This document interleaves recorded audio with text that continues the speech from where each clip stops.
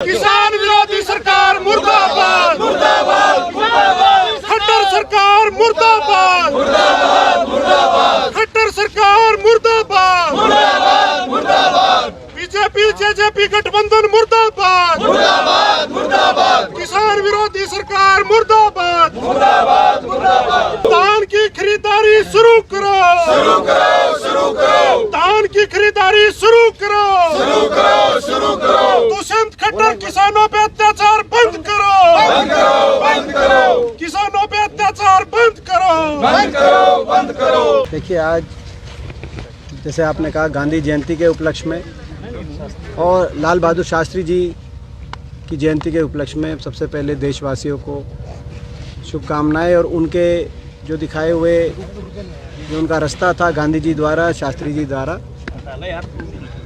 उन संस्कारों को आज देश याद करे, उन आदर्शों पे चलने का प्रयास करे। ऐसी हमारी शुभकामनाएं देश के साथ।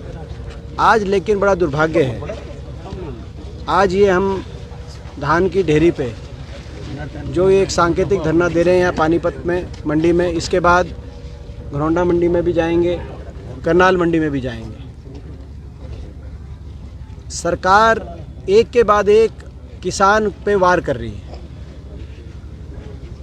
आर्थिक वार, शारीरिक वार। करनाल में लाठीचार्ज आपने देखा। उसी कड़ी में ये जो खरीद वाला जो मामला है, 25 सितंबर को सरकार ने स्वयं कहा खरीद होगी। किसान उस लाइन पे अपनी जहाँ जहाँ फसल आनी तैयार शुरू हो जाती है, पीआर परमल वैरायटी जो न्यूनतम समर्थन में एमएसपी पे ली जानी है, और 25 से फिर डेट दी गई 1 और 1 तारीख को ऐन मौके पे डेट दे दी 11। तो क्या ये किसान के साथ, किसान के खून पसीने की मेहनत के साथ सरकार एक मजाक नहीं कर रही? एक तरफ तो जल भराव से आज का किसान का इतना नुकसान हुआ प्रदेश में, वहाँ कोई स्पेशल गिरदावरी नहीं हुई। किसान को कोई मुआवजा जो हमने मांग करी थी कि भाई तुरंत स्पेशल गिरदावरी होकर मुआवजा मिले, किसान को राहत मिले, ना वो मिला। 3 कानूनों को लेकर किसान आंदोलन चल रहा है, ना उन पे किसान की कोई सुनवाई। आपके सामने अत्याचार हर रोज़ किसान पे हो रहा है हरियाणा प्रदेश में। और ऊपर से ये जो धान खरीद, अब न्यूनतम समर्थन मूल्य कहाँ गया? कहीं ना कहीं बाजरे की खरीद से भी सरकार पीछे हटती दिखी, धान की खरीद से भी किसी तरीके से टालम टोल में आगे बढ़ा के ताकि कम से कम खरीदना पड़े।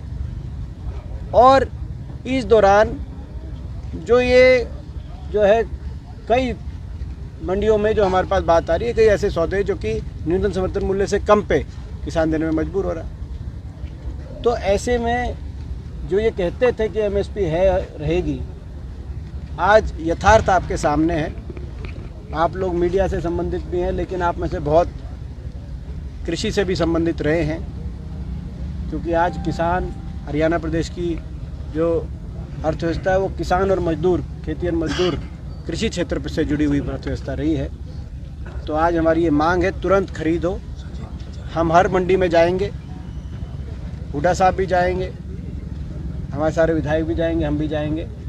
किसान के हम साथ खड़े हैं और सरकार को हम मजबूर करने का काम करेंगे। कल हमारे मुख्यमंत्री चन्नी जी मिले थे प्रधानमंत्री जी से, उन्होंने भी जो है बात करी है कि भाई ये खरीद वापस शुरू हो, लेकिन सरकार का जो रवैया है उससे बहुत निराशा किसानों के हाथ लगी है। और मंडियाँ अटी पड़ी हैं, जो आप अम्बाला, यमुनानगर, कुरुक्षेत्र, करनाल उस तरफ से सीज़न आना शुरू होता है, वहाँ पे की मंडियाँ बिल्कुल अटी हुई हैं। आप पानीपत की मंडी देखो, बिल्कुल हुड्डा जी, पानीपत तो बिल्कुल मध्य में पड़ता, पानीपत उतनी एडवांस में नहीं आती, लेकिन यहाँ ही इतनी दिक्कत हो रही है। अभी बता रहे थे सेक्रेटरी वो जो हमारे दिनेश पहलवान ने आपने बताया आपके सामने, तो यहाँ ये स्थिति है।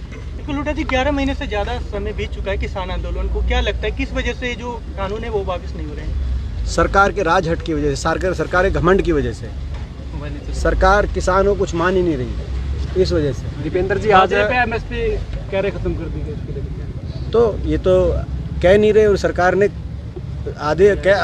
आदेश ही दे दिया। दीपेंद्र जी, पहले कह रहे थे, वहाँ भी यही दिक्कत हुई। बाजरे पे भी पहले उन्होंने कहा खरीदेंगे, और फिर वो पहले खरीदने का वायदा किया, और ये तो दिनों में अपने वायदे बदलते हैं।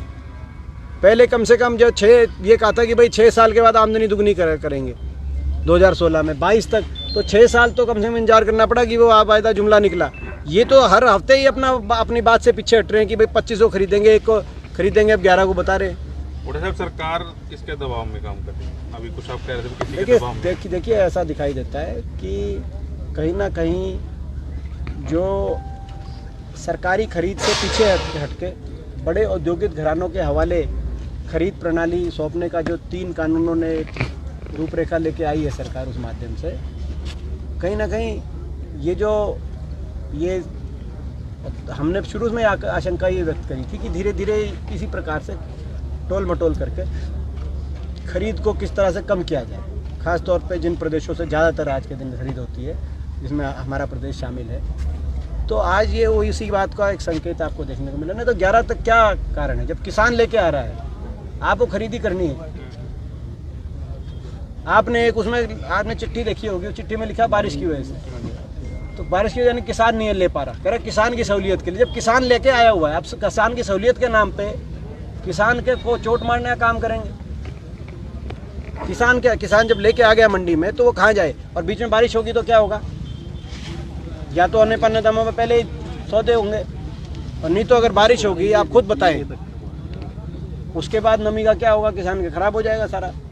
आज तो केवल जो प्रमुख साथी है उनसे एक बार विचार विमर्श, क्योंकि 10 तारीख को विपक्ष आपके समक्ष कार्यक्रम के माध्यम से चौधरी भूपेंद्र सिंह हुड्डा जी और हरियाणा के तमाम विधायक, क्योंकि ये विधायक दल की बैठक में हुआ था, और लोगों के बीच में जाके अपने सारे कार्यकर्ताओं से और लोगों से, क्योंकि आज जनता त्रस्त है इस सरकार से।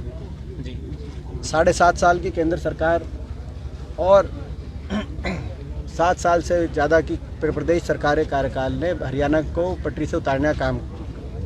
हरियाणा की अर्थव्यवस्था पटरी से उतरी, कानून व्यवस्था पटरी से उतरी, किसान आज आंदोलित है, कर्मचारी आंदोलित है, छोटा व्यापारी आज मैं अर्थव्यवस्था की चौपट मंदी की वजह से छोटा व्यापारी त्रस्त है, गरीब आदमी आज महंगाई और बेरोजगारी से त्रस्त है। ऐसे में विपक्ष की एक भूमिका है कि विपक्ष सरकार लोगों की आवाज़ उठाए, और विपक्ष मजबूती से आवाज़ भी उठाए, और इनको वायदे भी, भूले हुए वायदे भी याद दिलाए, और त्रस्त जनता के सही मुद्दे उठाए।